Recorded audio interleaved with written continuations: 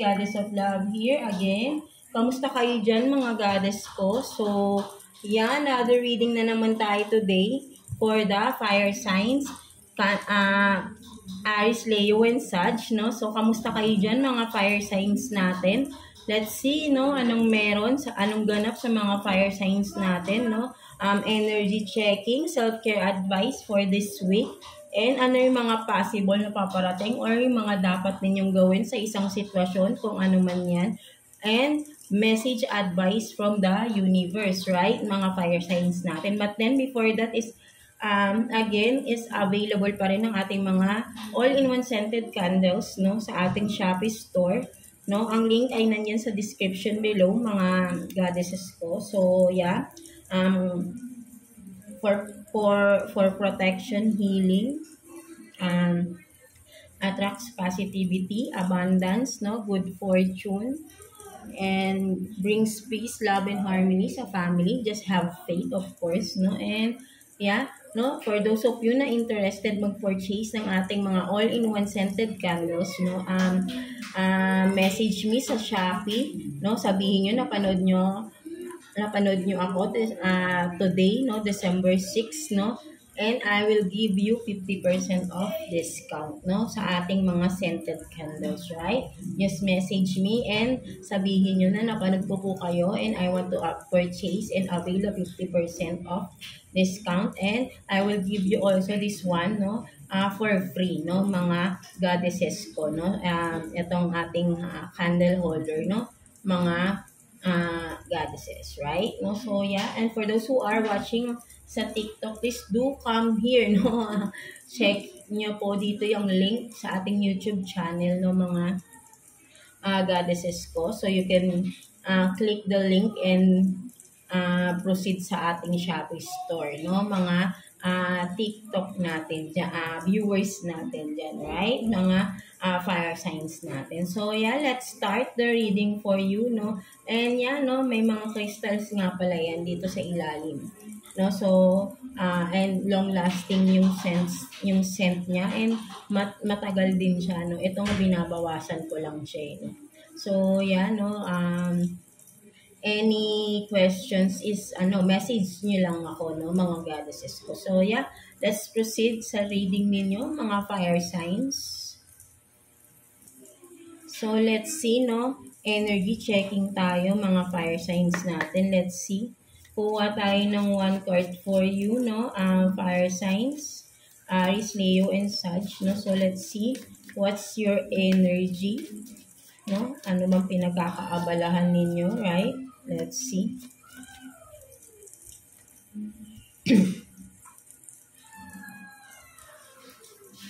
So, you have this joy and delight. No, so for some of you, no, mga fire signs, no, Aries, Leo, and Sag, no, you are really enjoying your you are just being sabihin natin na napaka-light lang and parang masaya kayo right now, no, for some of you. Maybe for some of you, no, may mga alaga rin kayo, no, may mga pets kayo, right, no, may mga cats kayo, no, particularly, right, no, or mahilig kayo sa mga cats or dogs, no, kung ano man yan. And kung makikita mo sa paligid nyo, no, full of flowers, no, so kung nakikita ko rito, you are celebrating, no, for some of you, or you will be celebrating soon, no, so ayun din yung nakikita ko rito, no, parang you will harvest your fruits of labor, no, something like that, or the flowers, no, magbo-bloom na siya, no, so parang nakikita ko rito, no, you are being happy, no, a joy and delight, no, something na masayang-masaya ka na sa man itong you are achieving, no, something, or you will achieve, no, something like that, no. So but then right now, no, you are just happy, no, for some of you, you are happy or masaya kayo sa sitwasyon ng meron kayo ngayon together with your pets, no, something like that, no. So may mga cats kayo, dogs, no, for some of you, no, or may mahilig din kayo sa mga halaman, flowers particularly, no, mga fire signs natin, right? No, so with the fruits there, no, nakikita ko you will this is abundance, no, ang nakikita ko rito, right? No, parang you are just um being relaxed, no? Parang alam mo na you are just being positive lang, no? Something like that. No? So, ayun din yung nasisense ko sa energy ninyo, no? Mga fire signs natin, right? No? So, ayun yung nakikita ko. So, napakaganda ng inyong energy, right? No? And with the red, no? Makikita mo, very fiery and passionate din, no? For some of you, kayo right now, no? Mga fire signs natin, right? No, so let's see what's the possible na mga paparating or mga dapat ninyong gawin, no? Mga fire signs natin, right? No, so let's see. Kuha tayo ng 3 cards for you, no? Tingnan natin anong possible na paparating or mga sitwasyon na dapat ninyong gawin, no? Kung ano man yan, right? No, so kuha tayo ng 3 cards for you, fire signs, Aries, Leo, and Sag. Let's see.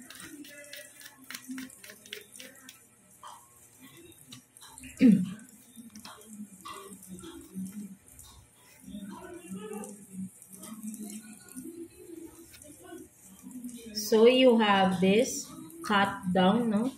Cut down, cutting out, separation. Stop the pattern, silent treatment, and then the chaser, no? Fear of abandonment, no? Chasing, codependencies, and then healthy choices, no? Self-love, self-care, being happier, love, and life. So for some of you, no, ang nakikita ko rito, right, is yeah, for some of you, may mga kailangan kayong i-cut down or yeah, kasi pag ang nakikita ko dito, no,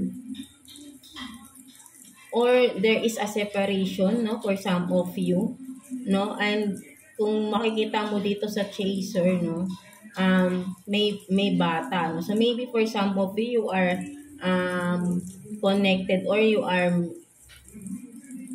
kung ano man ito, right, no, malinaw na relationship to, right, no, there is separation, no, for some of you, or it has to end, no, for some of you, right, no, parang with the chaser dito, wag mo nang habulin, no, kasi nga parang ang sinasabi dito, no, you are afraid, no, to cut down or cut ties, no, or letting go of this relationship because of the kid, no, or kung may mga anak kayo, no, natatakot kayo, no, maybe number 1 reason is yung no,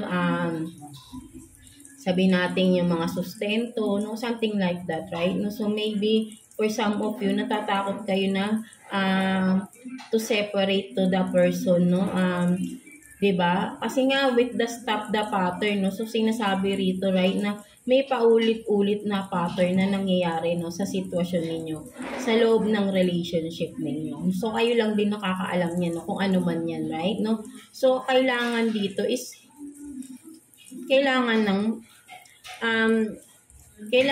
i-cut down or kailangan ng i-stop kung ano man itong pattern na ito na paulit-ulit, right, no? Because hindi na siya healthy, no? So, para magkaroon ka ng healthy choices, no? So, for some of you, you are wasting your time in this relationship, no? For some of you, no? At with this fear of abandonment, no? Ang nakikita ko, no? May codependency na nangyayari because of, yeah, kaya hindi ma-let go ang relationship na ito, no? For some, or vice versa yan, na again, na so, yeah, no, there is someone here na afraid to cut down the or let go of the relationship because of child or children, no, na involved, no, for some of you may mga anak kayo ng tao na ito, right, no, so medyo mahirap makipag-separate or mahirap gumawa ng desisyon, but then sinasabi rito, no, once you done this, no, you will have this healthy choices, right, no, and you will be more happier, right, no, sa mga mangyayari, no? Kasi magkakaroon ka ng self-love, self-care dito, no? So, for some of you, maybe ay nangyayari na to, no? Mga fire signs natin, right? No, you are having this no, self-love, self-care, no? Mga fire signs natin, right? No, so yeah, ayun lang naman yung sinasabi. So let's see, no, tingnan pa natin, clarify natin. So um clarify nga natin. So ano ba yung dapat talagang gawin, no? Hindi, kasi malinaw na rito, no? You have to separate, you have to cut out, no? Or cut this relationship off, no? Let go, no? Because maybe for some of you, this is a toxic relationship, no? Right? No? But then you are, no? Kasi with the codependency, no? Kumbaga parang may namamanipula rito eh, right? No? Kaya nagkakaroon ng codependency. May pagmamanipulate sa relationship, no? For some of you, right? No, so let's see, clarify natin, no, what's the outcome, no, kapag ka talagang you cut the ties, no, sa relationship na ito, right? No, so let's see what's the future outcome, or what's the outcome, no, once you cut this relationship off, no. Let's see. So, talagang meron, no, death, no. So, death, the relationship is over, no. No second chance, no. So, talagang you have to, yun nga, no, talagang yung future talaga is dapat talaga siyang mag-end na, no. For some of you, no, mga fire signs natin, right? No, dahil, yeah, you need to grow and to transform. There will be a growth, no? Hindrance, kumbaga nabablock yung iyong growth, no? For some of you. And with that, no? And once you kung you let go of this relationship, no? You will be transformed, right? No? You will be transformed into a beautiful flower, no? Magbo-bloom ka, no? Something like that. Yung mga, and you will have a healthy choices, no? Opportunities, no, na makapili ng ano yung magpapasaya sa inyo, right? Because you are in a toxic situation, relationship, no, kung ano man ito, right? No, mga, and talagang kinaklarify dito na kailangan na tong it has to end, no, something like that, no. So there is clarification or confirmation, no, for some of you, right? No, death, so meaning it has to end na talaga, and no second chances na sa once na nagkaroon na talaga ng separation sa inyo, no? Kasi nire-resist nyo eh, no, for some of you, but sinasabi rito, you don't have to resist, no? Just go with the flow, because alam mo naman na hindi na healthy yung relationship ninyo, no, with the person you are dealing with, no, mga fire signs natin, right? No, so what else? Kuha pa tayo ng sitwasyon for you, mga fire signs natin. So let's see, kuha tayo ng 3 cards for you, fire signs, Aries, Leo, and Sag, no. Let's see. Tingnan natin. Ano pang paparating, or ano pang mga dapat ninyong gawin? Tingnan natin. So you have this Ace of Swords, King of Cups, and then 3 of Cups in reverse. No, so for some of you, no, ang nakikita ko rito, right, no, may mga, with the Ace of Swords here, no, ang nakikita ko dito, may mga nalaman ka, no, may mga na-reveal, no, something like that, no, with this Knight of Cups, right? Now, with this Knight of Cups, ang makikita mo rito, kasi to, nakikita ko parang, this is someone na parang, kasi katabi niya 3 of Cups, no, so parang, maybe for some of you, dinala ka sa, nagkaroon ng cheating, betrayal for some of you, right, no, with the 3 of Cups, right? Dealing with people, no, or multiple people, no, nagkaroon ng revelation or nalaman mo ito, right? No, for some of you, no? And yeah, so ayun yung nakikita ko rito, no? May nalaman dito, no, na ginagawa ng person na ito, no? So ayun yung nakikita ko dito, no, mga fire signs natin. So meron dito na nag-cheat, no, for some of you, no? So maybe this is happened from the past na, no? Kumbaga inuuto-uto ka pa ng tao na ito, right? No, with the flowers here, di ba? Red, no? Something red, no?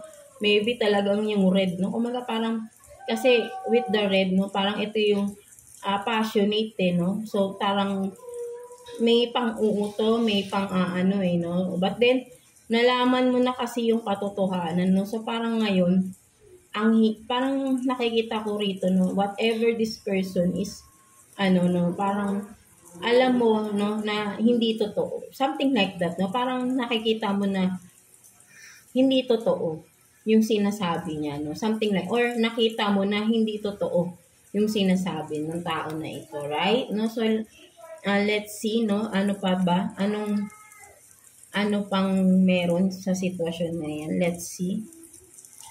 No, clarify the 3 of Cups, no? Let's see, please. For the fire signs, no? Let's see, ano yan?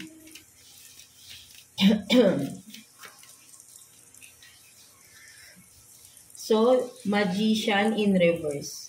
No, so for some of you talaga, no, sabi ko nga may nagmamanipula rito, no. But in reverse, no. So sinasabi dito, no, kumbaga parang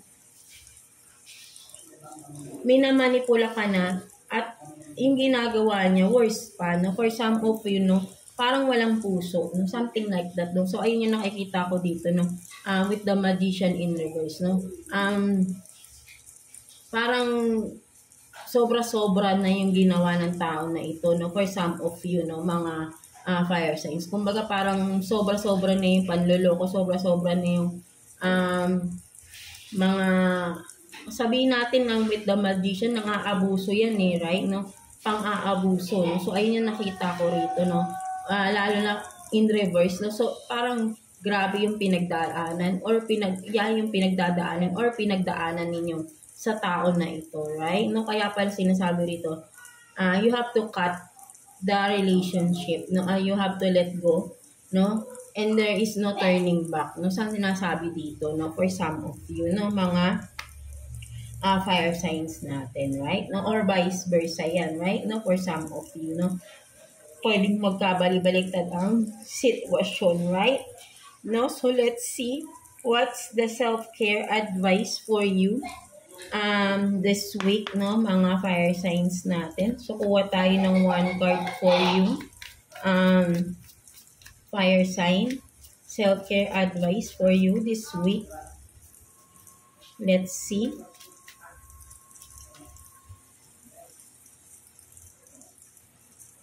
So you have this, no, build strength, no. So for some of you, no, parang maybe for some of you talaga nakikita ko literally, no, do some exercises, no, for some of you, or maybe talagang nag-exercise na rin kayo, no, napaka you have this energetic body, no, for some of you, right? No, so build strength, no, so palakasin niyo pa, ano, magpalakas pa kayo, no, together, no. Kung ito man, no, sabihin natin may third eye dito, for some of you, open ang inyong third eye. So maybe ang sinasabi rito, build strength, is palakasin nyo yung intuition ninyo, palakasin nyo yung spirituality ninyo, connect with the nature, connect with the universe, with the spirits, no. Palakasin nyo kung ano yung meron kayo, no, for some of you, no, mga fire signs natin, right, no. So meron sa inyo dito na may mga abilities, no, something like that, right, no. Yeah, no, so palakasin nyo daw yan, no, something like that, no. So yeah, tingnan naman natin, message advice for you ni universe, no, mga fire signs natin, right, no. Message advice for you ni universe. Let's see anong message advice for you. Tingnan natin.